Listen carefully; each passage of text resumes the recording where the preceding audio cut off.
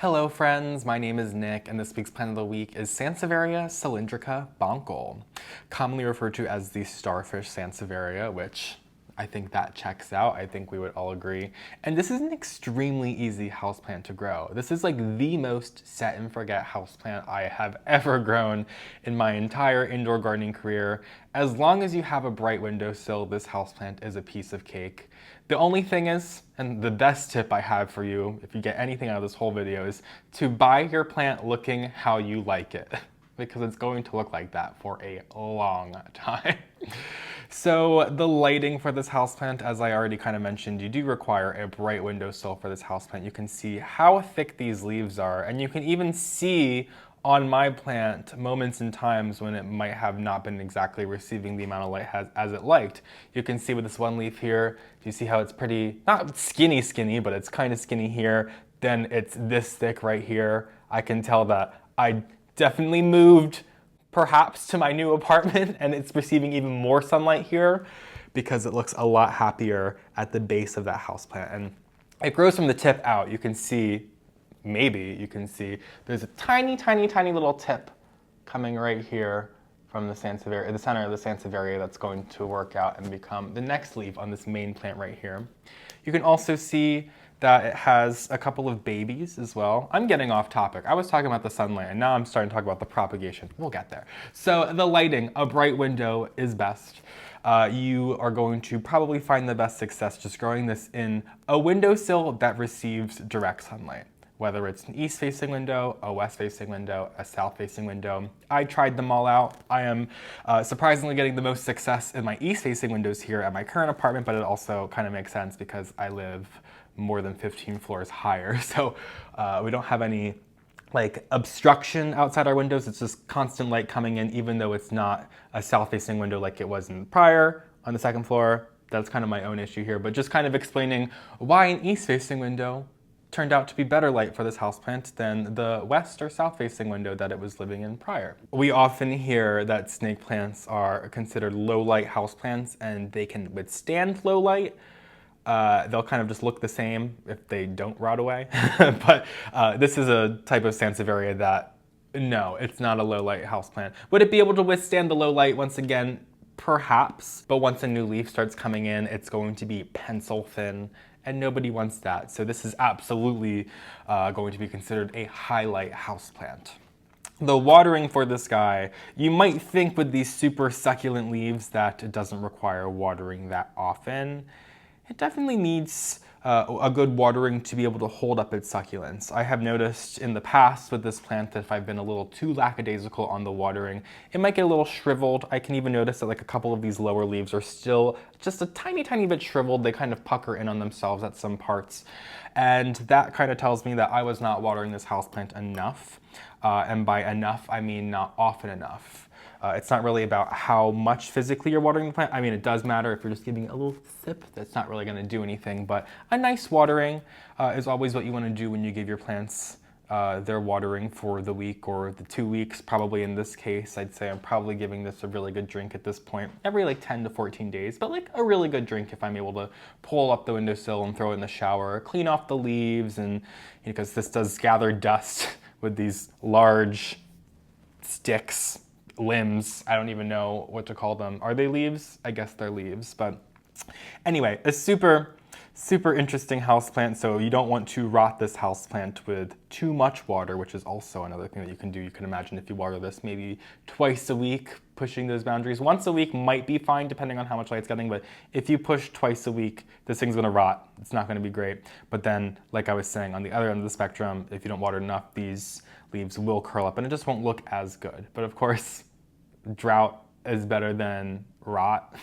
Can't really save rot. While it's salvageable, that's a topic for another video, but it's always best to just err on underwatering when it comes to these super succulent houseplants. You just have to remember to water them. That's basically the point I am trying to drive home today. So for the planter, I have mine in a ceramic planter here, which is a fine choice because I'm going for the aesthetic. However, if you are worried about overwatering your Sansevieria, I would recommend maybe going for a terracotta planter or an unglazed ceramic planter. Those will probably be your best bets. but I keep mine in a bright window, as I was saying. I use a pretty chunky soil mixture, so I'm using a succulent cactus mix that I've also added some perlite. You can add some pumice or charcoal or some rocky stuff, even a little bit of sand if you would like, if there's not enough sand in your soil, or if you're using a houseplant mix and you want to turn it into a more gritty mix that's aired more towards succulents and cacti. Highly recommend that. But using a gritty mix is key. These thick leaves are not going to be happy if your plant is sitting in some loamy, moist soil. That is going to not work out, especially if you have it in a glazed ceramic planter. That's going to be a death note for the Sansevieria. Fertilizing, it's a Sansevieria, so you don't need to fertilize it that much. You can probably give this like fertilizer maybe like twice or 3 times throughout the growing season. You can use a cactus and succulent fertilizer, and as always, you're gonna cut the recommended amount in half. Definitely does not need to be fertilized, as this is just a very slow growing houseplant. I've had this thing for, oh my gosh, I got this in the middle of 2018. So I've had this for only like 3 years now. I don't know how that math works out. 3, 4 years. Anyway, this is not math class. It's grown 2 leaves in that time. It's very, very slow growing, which is why I was saying at the beginning of this video, buy it how you like it. I think I purchased this with 2 babies already in it and had a 3rd baby coming up. I don't know which one of the, I guess the baby grew a little faster than the rest of the plant. Maybe that's where all the energy is going. Maybe we figured that one out there. Regardless, let's move on to the toxicity for this houseplant. So Sansevierias are considered moderately toxic for your pets.